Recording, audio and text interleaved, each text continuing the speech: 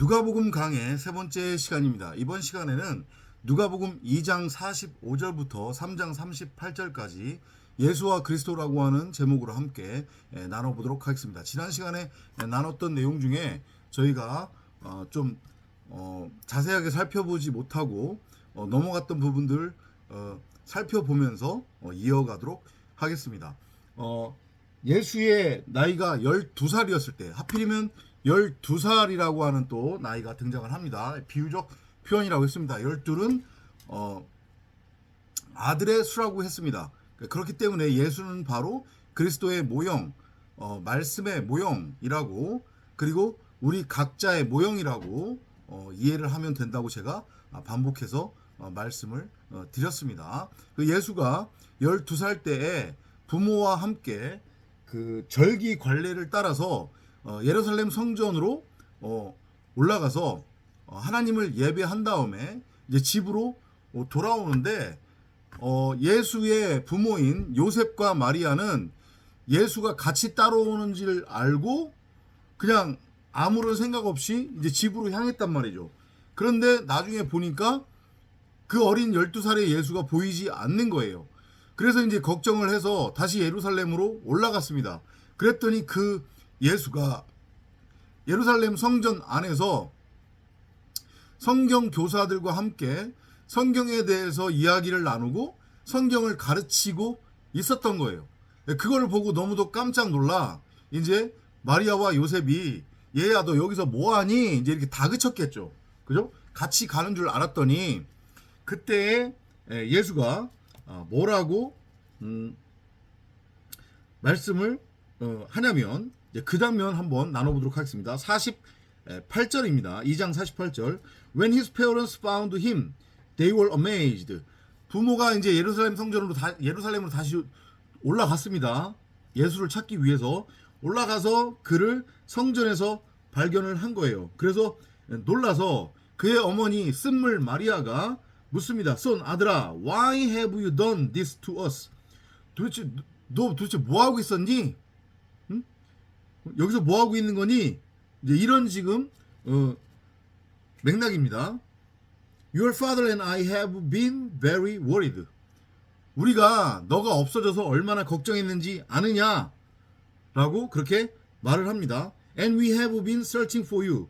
그래서 우리가 너희를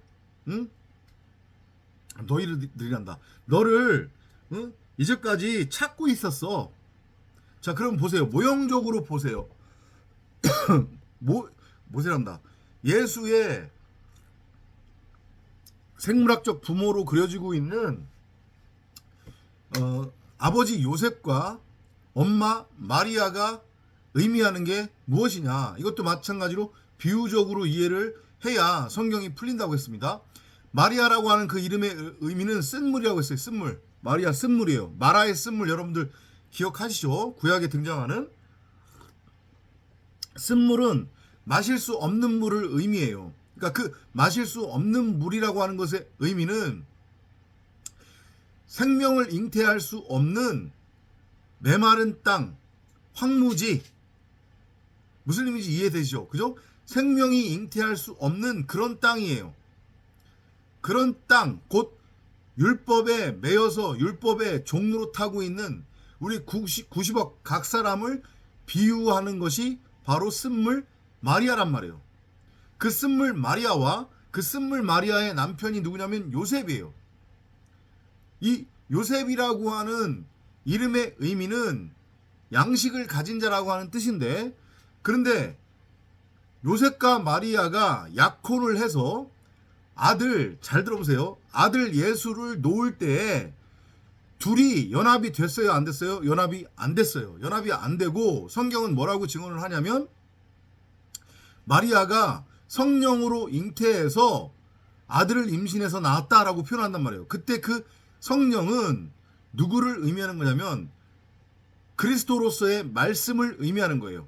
말씀이 곧 영이고 성령이기 때문에. 그럼 이게 무슨 의미냐? 생물학적 남자로 그려지고 있는 쓴물 마리아의 남편 요셉은 마리아가 생명을 잉태할 수 있게끔 생명의 씨를 넘겨줘야 되는데 생명의 씨를 넘겨주지 못하는 상태에 율법의 남편,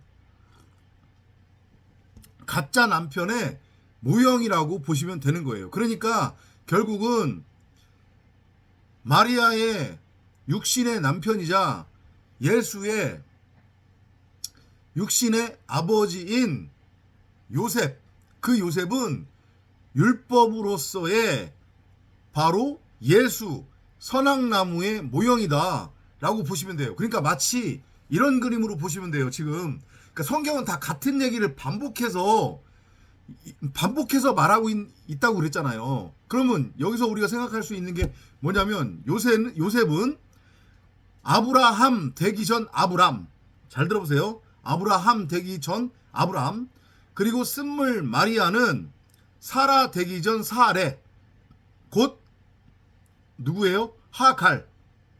이해되시죠? 그래서 그 둘이 뭐를 한 거냐면 간음을 한 거예요. 마치 다윗과 다윗의 그 아내. 근데 그 다윗의 아내는 누구냐면 다윗의 남편의 부인이란 말이에요. 그죠? 그러니까 이것도 마찬가지로 지금 간음을 모형적으로 그려주고 있는 거예요. 다윗은 말 그대로 말씀의 모형이고, 그 다음에 그 다윗의 남편이란다. 죄송합니다. 다윗의 와이프.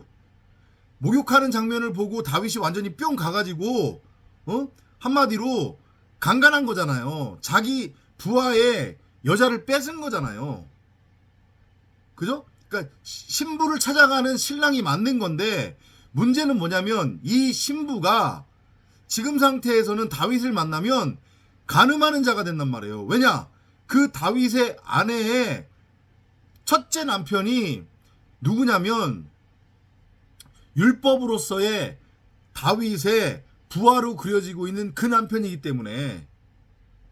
이해되죠? 그래서 그 상태에서 둘이 사랑을 나누면 그건 사랑이 아닌 간음이 되는 거고, 곧 하나님의 말씀을 선악을 알게 하는 선악나무로 취하게 되는 거고, 그렇게 해서 열매를 맺어버리면 그 열매는 엉뚱한 율법의 열매가 되는 거예요. 이스마엘을 낳게 되는 거란 말이에요. 그러면 이스마엘은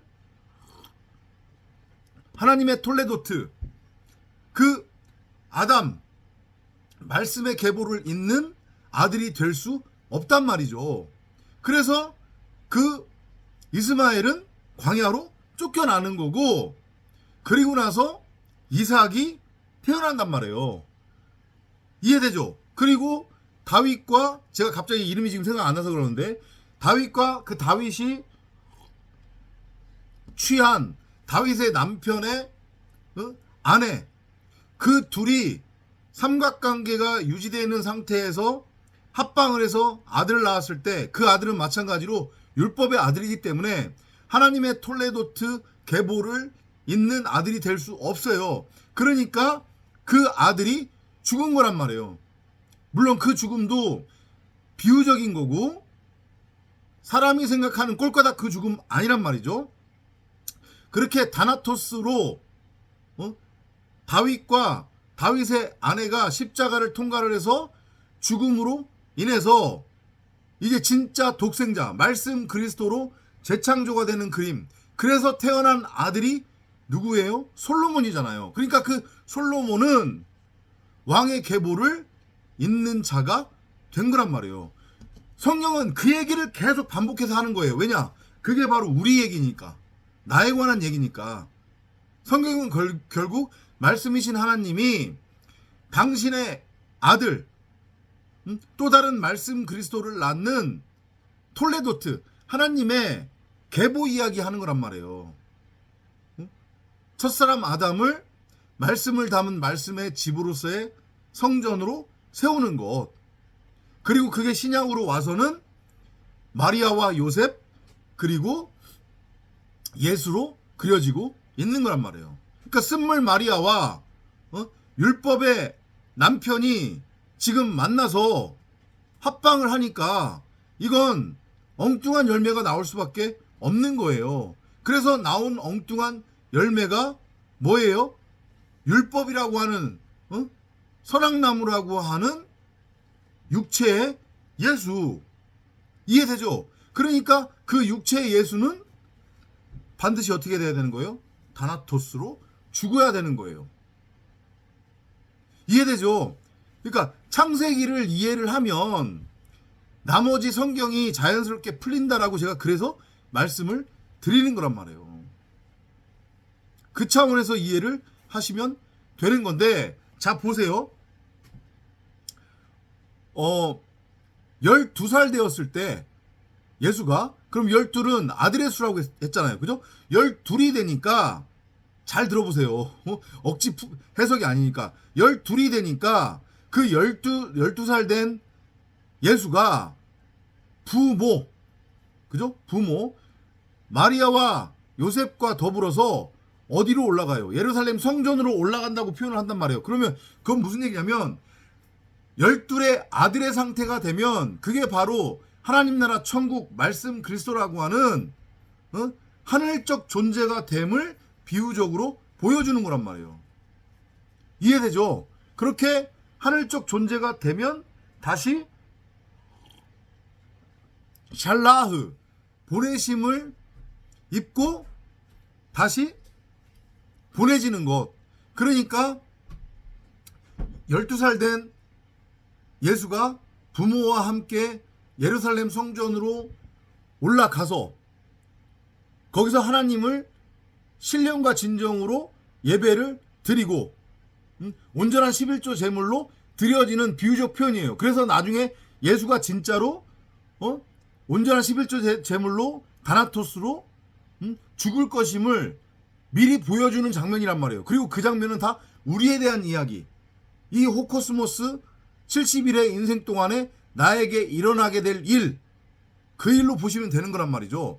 그래서 가서 예루살렘으로 올라가서 성전에서 하나님을 신령과 진정으로 예배 드린 거예요. 온전한 11조 제물로 자기 자신을 드려서.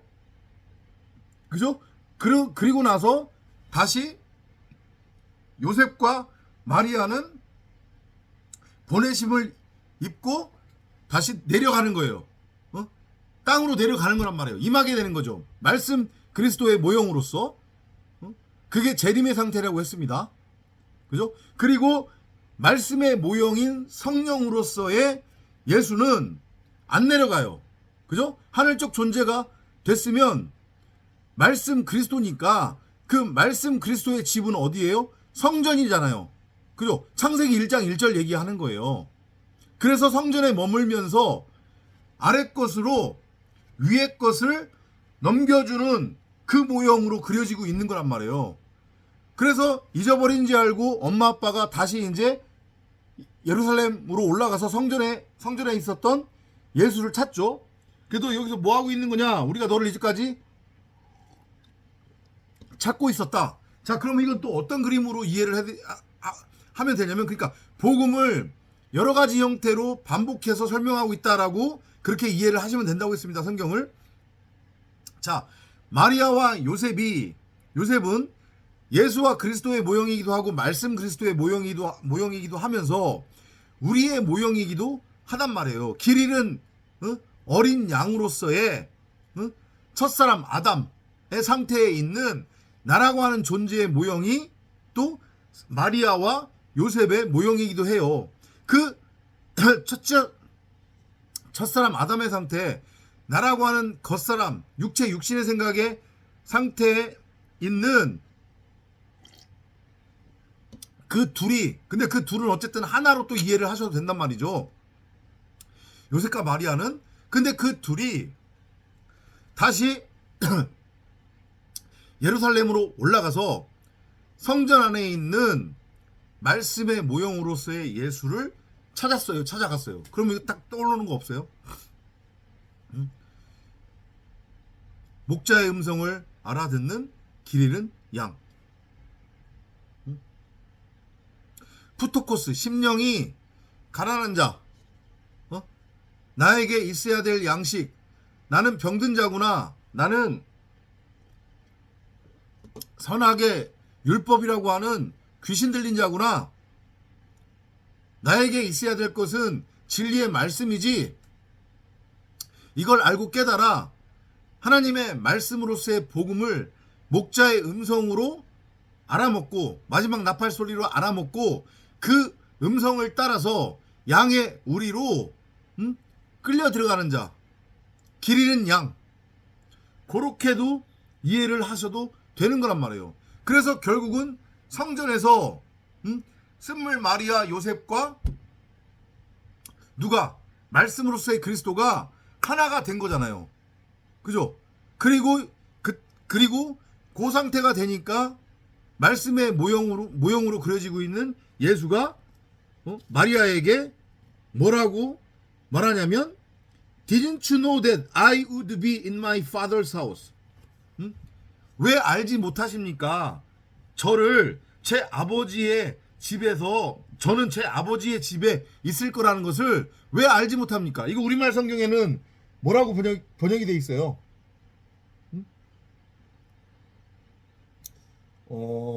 내 아버지 집에 있어야 될 줄을 알지 못하셨나이까? 그죠? 내 아버지의 집은 내 기도하는 집이라고 제가 말하지 안 했나요? 이런 뉘앙스 거죠. 사복음서에 나오는. 그죠? 그럼 보세요. 정확하게 창세기 1장 1절 얘기하는 거지. 다시 한번 말씀드리지만 예수는 말씀의 모형이라고 했습니다. 그죠? 그러면 말씀이 거하는 집이 어디예요? 거기가 성전이잖아요. 근데 말씀이 거하는 집으로서의 성전은 누구냐? 어디냐? 바로 우리 각 사람이 그 말씀이 거하는 집이 되어야 함을 지금 모형적으로 보여주고 있는 거예요. 이해되죠? 그죠? 추상적인 얘기하는 거 아니란 말이에요. 예수가 말씀의 모형으로 그려지고 있기 때문에 그럼 그 말씀의 집은 어디냐면은 우리 각자 에클레시아 교회 성도 우리가 말씀을 담은 말씀의 집이란 말이죠. 그러니까 우리를 성전 삼아서 그렇게 하나님 나라로서의 말씀 그리스도가 침노에 들어와 하늘에서 이루어진 그 뜻 하나님 나라가 나라고 하는 땅에 임하게 될 그 그림을 지금 모형적으로 그려주고 있다. 이렇게 이해를 하시면 되겠습니다. 그리고 그렇게 말씀 그리스도 말씀을 담은 성전으로 세워진 에클레시아 교회 성도는 2장 52절에서 뭐라고 표현하고 있냐면 Jesus became wise. 현명해졌다고 표현을 합니다. 지혜롭게 컸다고 표현을 해요. 그럼 여기서 말하는 지혜로움 현명은 세상적 지혜로움 현명인가요? 아니에요. 공부 뭐 잘하고 똑똑했다는 얘기인가요? 아니에요. 말씀을 담은 말씀의 집으로서의 성전이니까 당연히 복음 말씀의 그 진의를 날마다 묵상하고 성령을 구하고 찾고 두드려서 깨닫고 그래서 말씀이신 성령이 열어주신 대로 깊이와 넓이와 높이대로 깨달은 그 진리의 말씀을 담은 말씀의 집으로서 그 깨달은 진리의 말씀을 자기 자신에게도 들려주고 다른 사람들에게도 넘겨주고 가르쳤다. 그런 의미입니다. 곧 용서의 상태가 됐다. 선악과는 아무런 상관이 없는 존재가 됐기 때문에 무엇이 선이고 무엇이 악인지 그 차이를 분별할 수 없는 존재임을 알고 깨달아 말 그대로 진리를 담은 진리의 그릇의 상태가 됐다. 이거 다 모형적이고 비유적인 표현이란 말이죠. 우리에 관한 이야기예요. 우리가 이렇게 될 것임을 보여주는 거란 말이에요. 그리고 그렇게 되면 바로 그러한 말씀 그리스도로서의 예수 곧 말씀을 담은 성전으로서의 성도 교회 에클레시아는 God was pleased with him and so were the people. 하나님의 기쁨이 된다는 얘기예요. 하나님 앞에 하나님이 유일하게 기뻐 받으시는 산 제물로서의 온전한 11조가 돼서 하나님 앞에 드려진다. 이 메시지로 이해를 하시면 되겠습니다. 아셨죠? 그린 다음에 이제 3장으로 넘어와서 등장하는 게 세례 요한이에요. 세례 요한이 복음을 외칩니다. 근데 다시 한번 말씀드리지만 세례 요한과 예수는 같은 존재란 말이죠. 처음 난 자와 나중 난 자. 그러니까 세례 요한과 예수는 정확하게 6개월 정도 차이가 납니다. 세례 요한이 먼저 나왔고 그 다음에 예수가 나온 거예요. 그러니까 세례 요한은 처음 된 자, 예수는 나중 된 자. 그래서 예수와 그리스도의 모형이란 말이에요. 그러니까 그 둘은 하나예요. 이해되죠? 다만 세례 요한은 말씀으로서의 생명나무가 선악을 알게 하는 선악나무로 곡회된 첫 번째 것의 모형인 거고, 첫사람 아담의 모형인 거고, 예수는 둘째 아담, 나중된 자의 모형이란 말이에요. 곧 하나님으로서의 말씀이신 생명나무 그 자체의 모형이에요.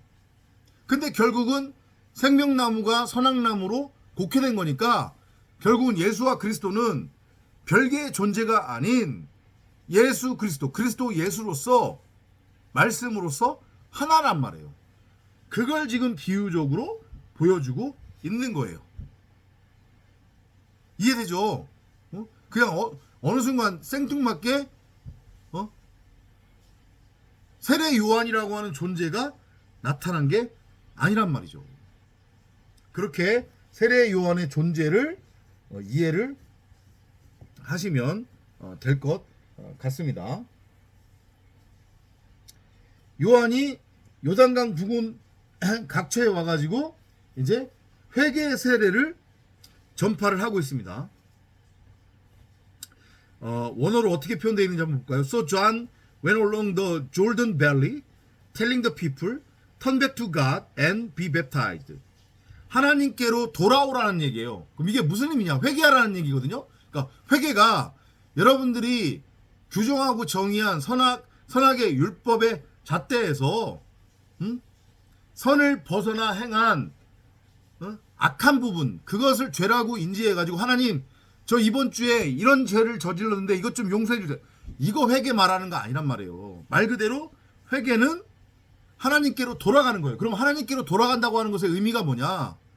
이제까지는 내가 첫째 사람, 세례 요한, 율법, 선악나무의 상태로서 나는 무엇이 선이고 무엇이 악인지 그 차이를 분별할 수 있다고 하는 확신과 착각과 나만의 믿음으로 내 보기에 옳은 대로 내 멋대로 내 소견대로 규정하고 정의한 선악의 율법을 내 말로 취해서 이걸 행위로 열심히 행하며 육적같이 땅적같이 썩어져 없어질 가치를 취하고 있었단 말이에요.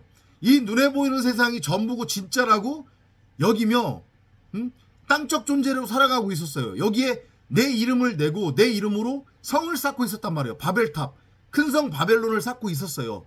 그리고 내가 취한 그 선악의 율법을 가지고 다른 사람들을 정죄하고 판단하고 심판하고 있었단 말이죠. 이해되죠?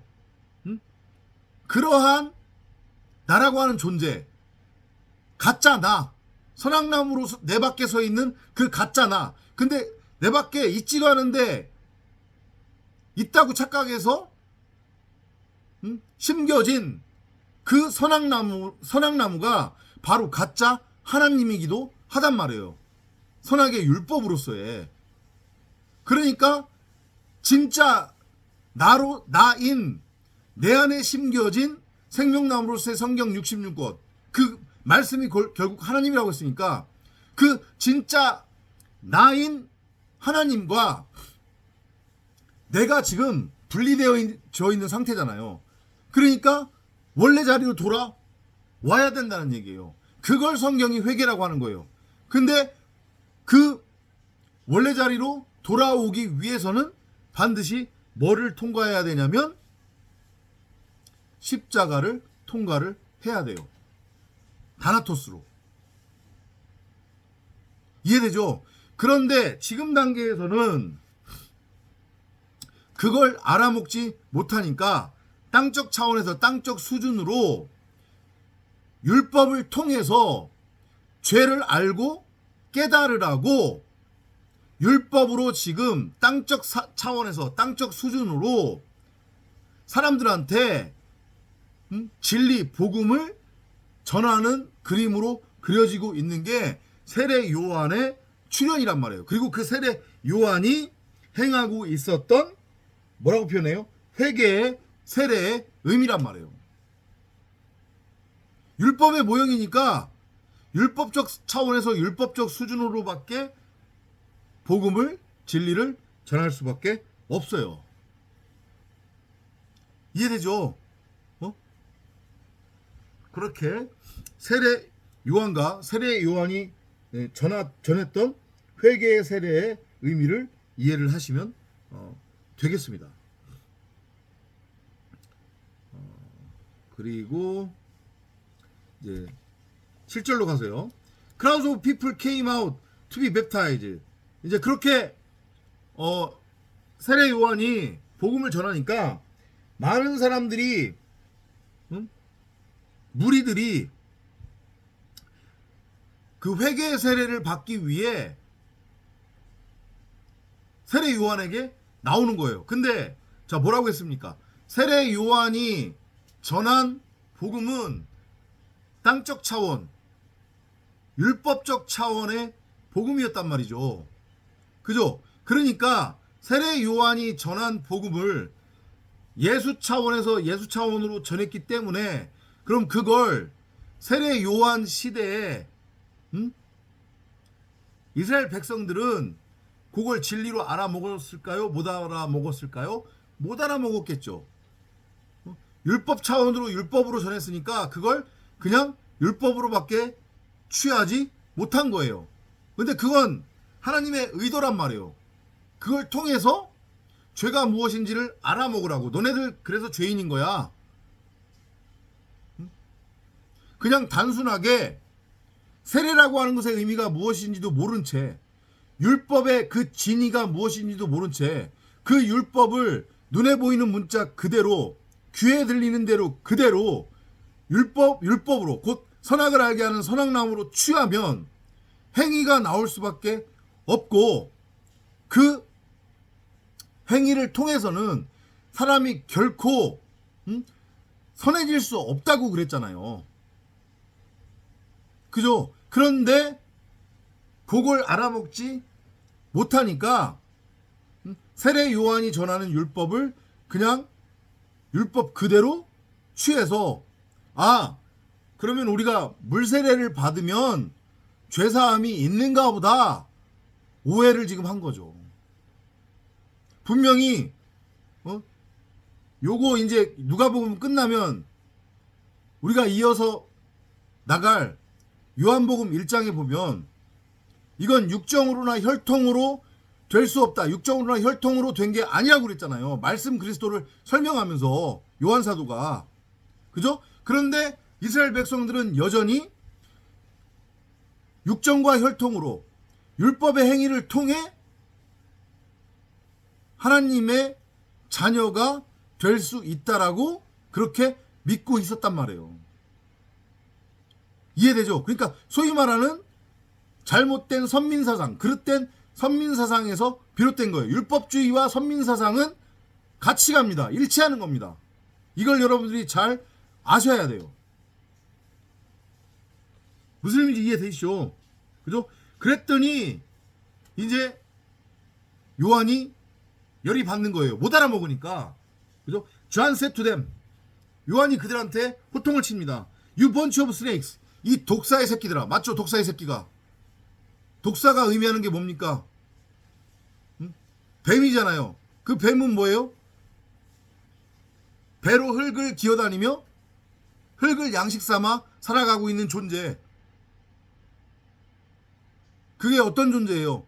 우리 90억 각 사람, 첫사람 아담의 상태로 살아가고 있는 우리 90억 각 사람, 스스로 무엇이 선이고 무엇이 악인지 그 차이를 분별할 수 있다라고 하는 확신과 믿음으로 땅적 가치, 육적 가치를 추구하며 이 눈에 보이는 세상이 전부고 진짜라고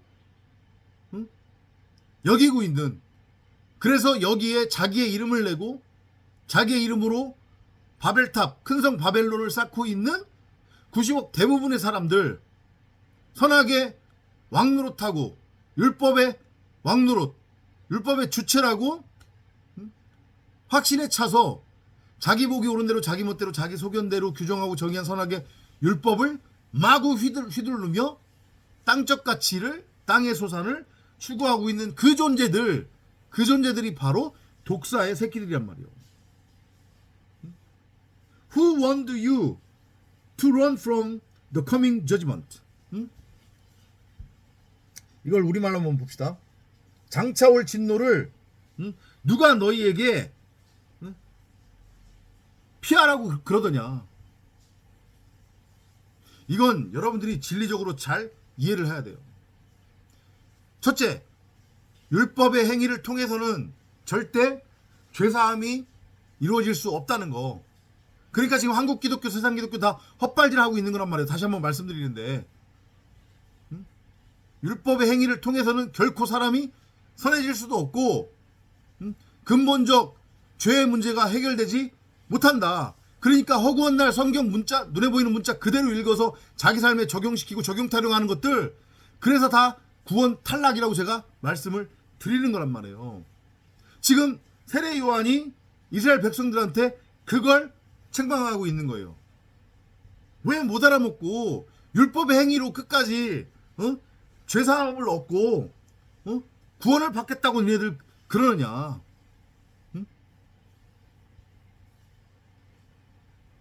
율법의 진리를 알고 깨달아. 율법을 행위로 행해보니 안 되지. 아, 그러면 나는 율법으로는 안 되는구나. 그러면 어떤 결론이 나와야 되느냐? 어떤 깨달음이 있어야 되느냐? 나는 이제까지 내가 무엇이 선이고 무엇이 악인지 그 차이를 분별할 수 있다고 착각했는데, 아, 그렇지 못하네?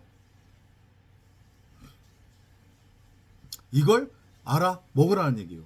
그걸 알아먹으면, 그러면 일단은 율법의 행위로 그 율법에 왕노릇하고 있었던 그 나라고 하는 겉사람, 내 의식, 육신의 생각은 일단 심판을 받아야 되는 거잖아요. 그죠? 예수가 너희가 한 말로 너희가 심판받을 거라고 했으니까. 그리고 그 심판을 반드시 받아야 심판 없는 구원 영생은 없단 말이에요. 이해되죠? 무슨 얘기인지. 그래서 세례 요한이 지금 이렇게 외치는 거란 말이죠. 그걸 알아먹으라. 그래서 너희가 죄인인 것을 알고 깨달아야 돼. 그래야 다나토스로 십자가를 통과해서 못배임 당하고 말씀 그리스도를 머리로 넘겨받은 성전, 새로운 피조물로 너희가 세워질 수 있는 거란다. 이 메시지인 거예요. 그렇게 여러분들이 깨달으시기를 바랍니다. Do something to show that you really have given up your sin.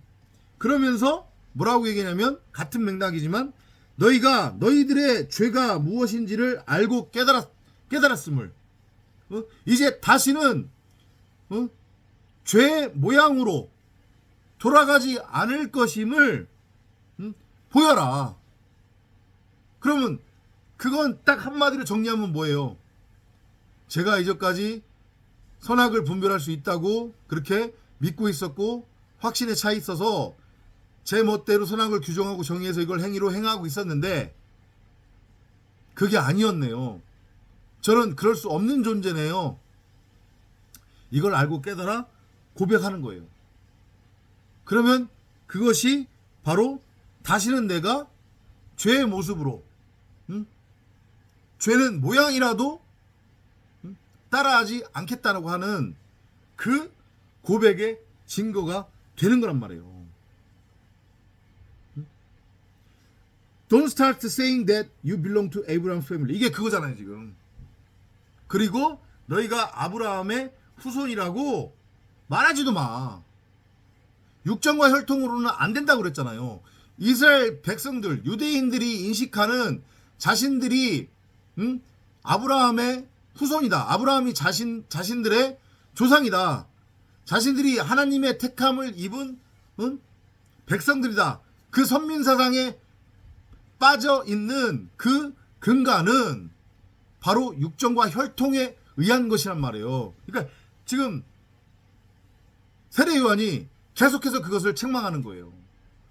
어림도 없는 소리 이것들아. 육정과 혈통으로는 너네들 안 된다니까. 하나님의 나라를 욥으로 너네들이 넘겨받을 수 없어. 육정과 혈통으로 너네들은 절대 율법의 행위로 하나님의 아들이 될 수 없다.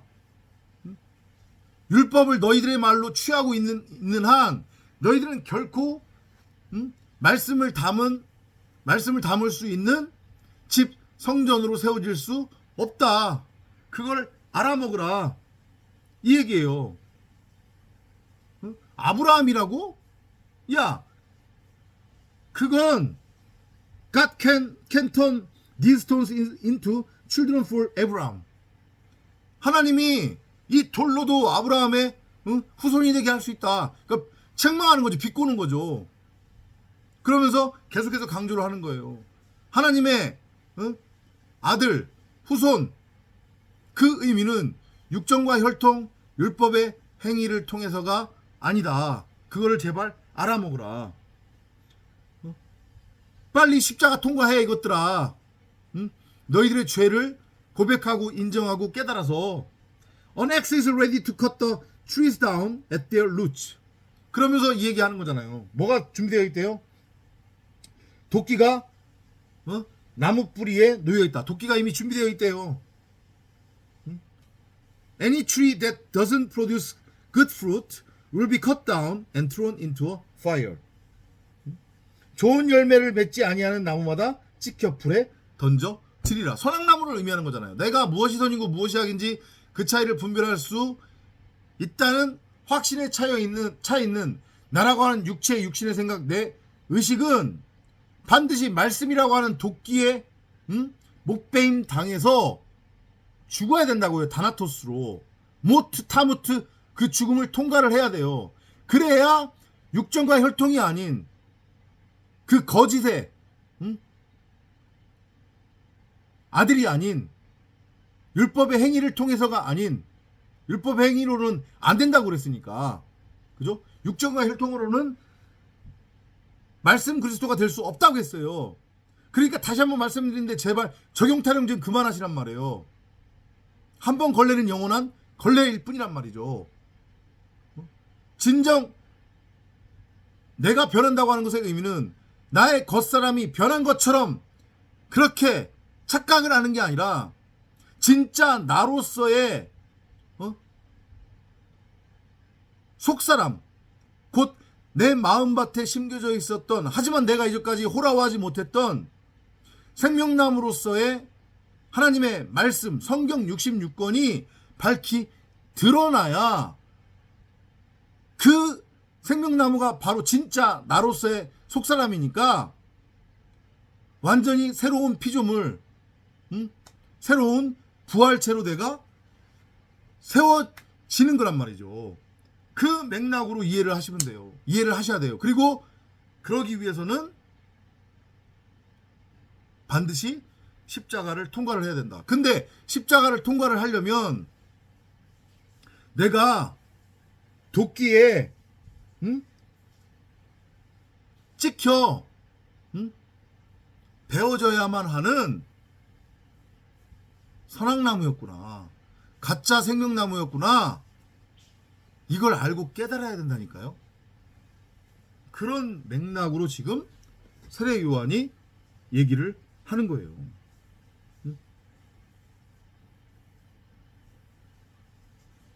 그러면서 그랬더니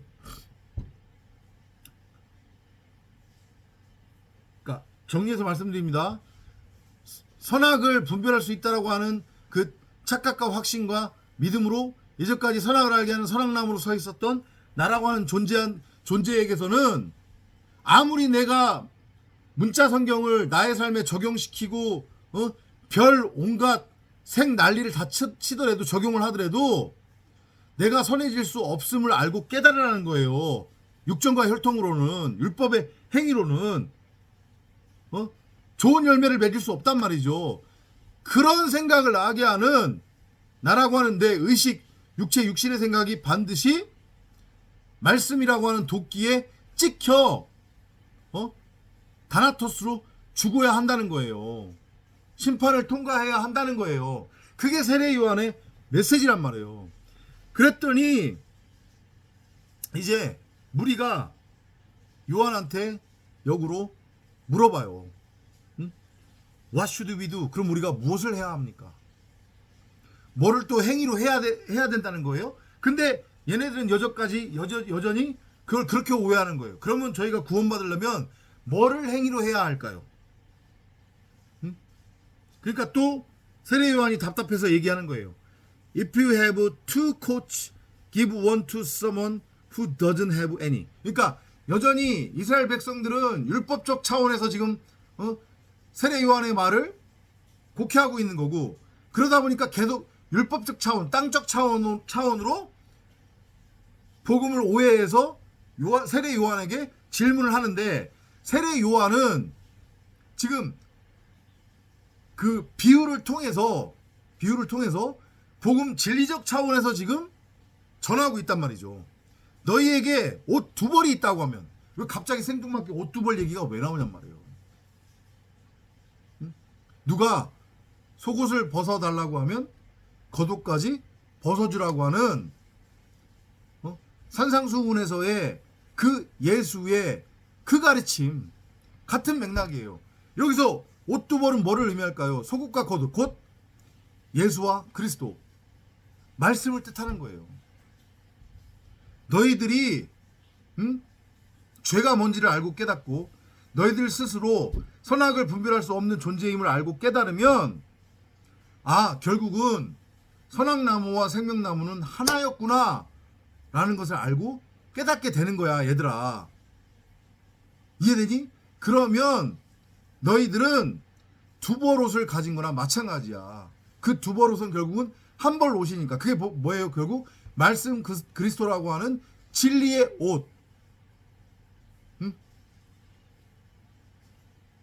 한밤중에 보아스가 룻을 찾아와 룻에게 벌거벗고 있는 룻에게 이불을 덮어주잖아요. 그래서 그 둘이 하나가 되는 거잖아요. 지금 그 얘기하는 거란 말이에요, 세례 요한이. 뭐를 너희들이 열심히 행위로 행해야만 되는 게 아니고, 율법을 선동질해서 다른 사람들한테 율법을 가르치는 게 아니고, 바로 너희들 스스로가 진리가 무엇인지를 알고 깨달아. 너희들이 깨달은 그 진리의 옷, 복음을 다른 사람들한테 넘겨줘야 되는 거야. 그게 바로 용서고, 그게 바로 하나님 사랑, 이웃 사랑, 그게 바로 첫째 것으로는 폐해지고 둘째 것으로 세워지는 율법의 완성이란다. 그 메시지란 말이에요. 지금 제가 억지 해석을 하는 게 아니라. 그러면은 양식까지 장가 된 거잖아요. 그죠? 그리고 7번씩 70번이라도 용서할 수 있는 용서의 상태가 된 거예요. 왜냐하면 나는 선악이라고 하는 율법하고는 아무런 상관이 없는 존재가 된 거니까. 내 자체가 말씀 그리스도라고 하는 하나님 나라 천국 진리의 상태가 된 거니까 다른 사람들을 용서할 수 있고 내 스스로도 나를 용서할 수 있는 거고, 그리고 더불어서 그 말씀 그리스도라고 하는 하늘로부터 내려온 산떡, 그 양식을 진짜 양식이 있어야 되는 푸터코스, 심령이 가난한 자들에게 넘겨줄 수 있는 상태가 되는 거잖아요. 그 차원으로 이해를 하시면 돼요. 그리고 그 다음에 나오는 거는 이제 세리들이 와가지고, 그죠? 세리들이 와서 원어로는 텍스 컬렉터라고 되어 있습니다. 이것도 비유적 표현입니다.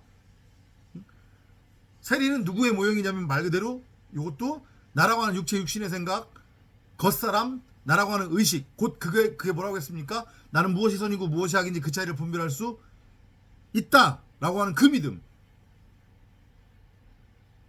우리 90억 각 사람은 자기 각자가 선악을 분별할 수 있다라고 하는 확신과 믿음으로 자기가 규정하고 정의한 각자 자기의 율법을 말로 취해서 그걸 행하며 땅적 가치, 세상 가치를 추구하고 살아가고 있는 형국이란 말이죠. 그런 상태를 성경은 세례 요한은 세리라고 지금 표현을 하는 거예요. 왜냐하면 다른 사람들을 빚쟁이로 만들어서 빚쟁이로 보고 빚받아내는 거잖아요. 이해되죠? 무슨 얘기인지.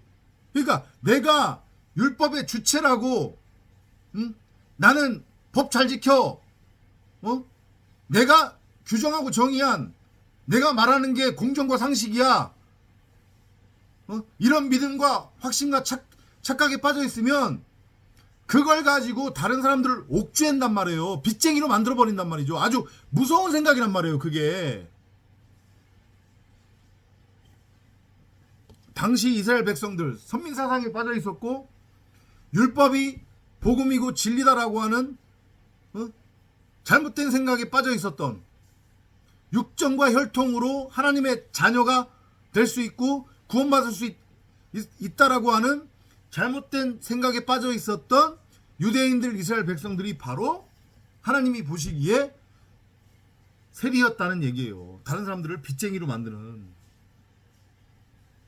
이해되죠? 그러니까 뭐라고 해요? 13절에서 Don't make people pay more than they owe.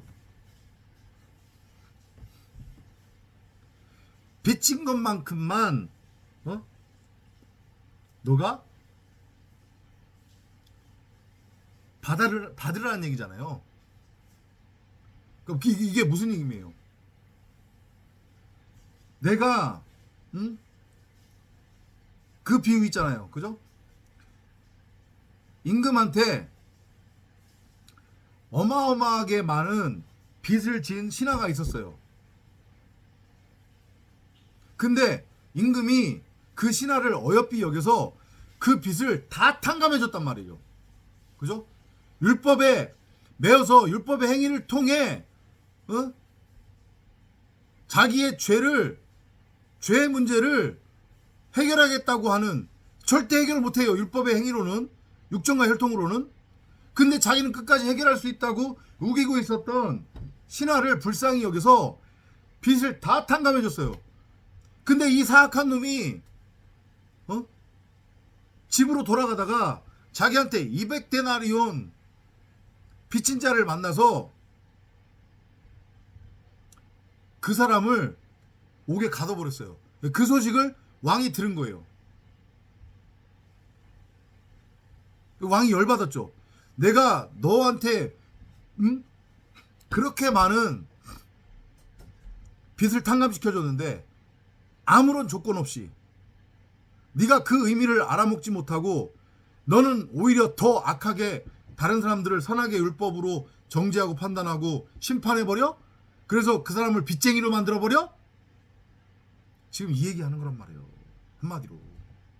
그걸 세리로 비유해서 세리가 세금을 걷는 행위가 마치 그런 거인 것으로 비유를 해서 설명한 거예요. 왜냐?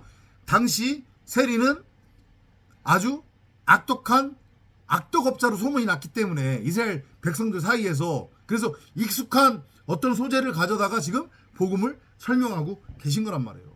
하나님이 세례 요한을 통해서 알아먹으시기 바랍니다.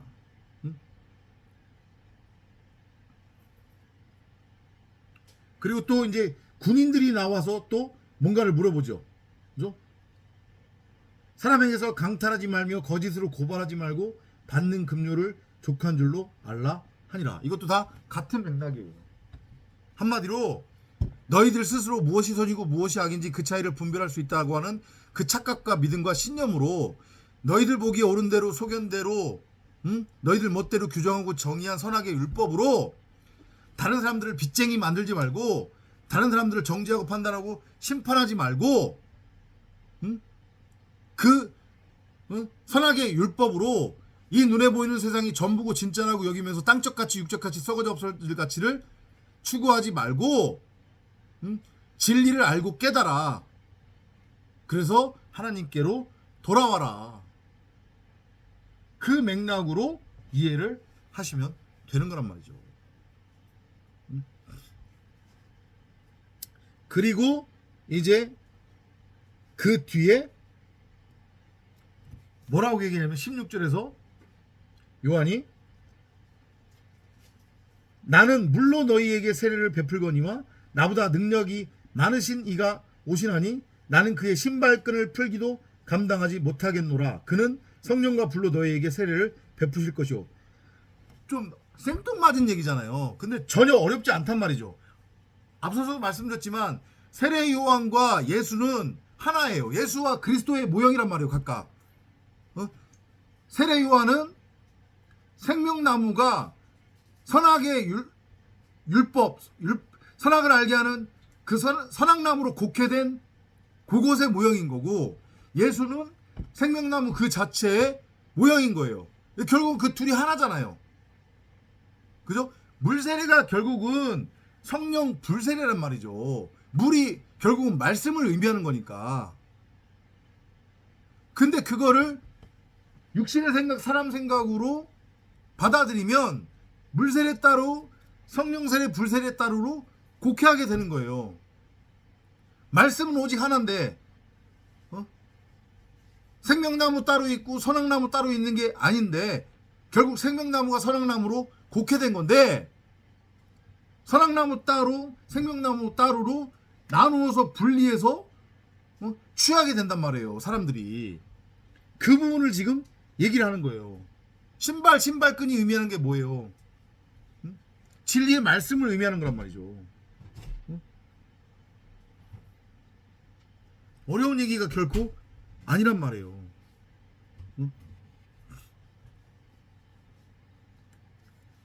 자, 원어로 한번 읽어볼게요. I'm not good enough even to untie his sandals. 다시 한번 말씀드리지만 sandal 신은 말씀을 의미합니다. 말씀을 의미한단 말이죠.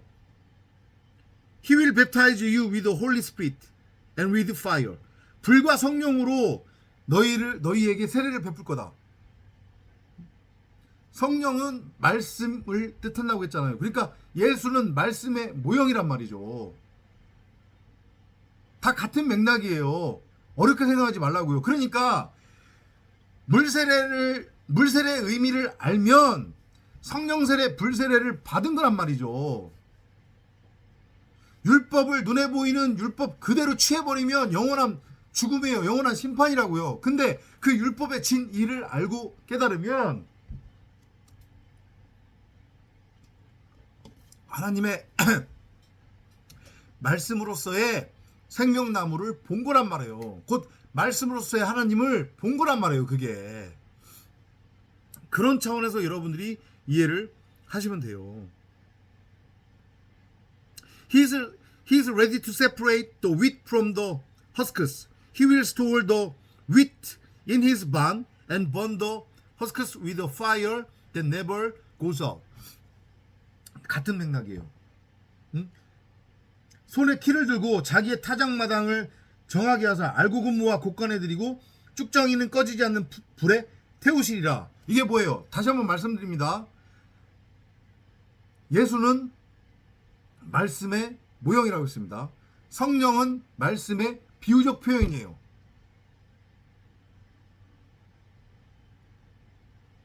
그러니까 다시 한번 말씀드리는데 그 복음이 진짜 참복음 말씀이 나에게 마지막 나팔 소리로 들려져요. 그리고 내가 그걸 알아먹는단 말이죠.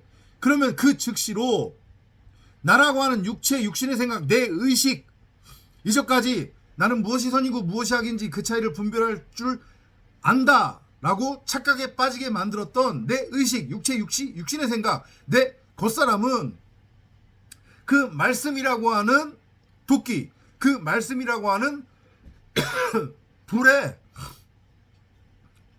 태워져서 심판받게 된단 말이에요.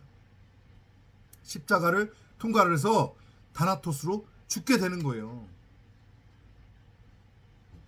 그 얘기하는 거예요 지금.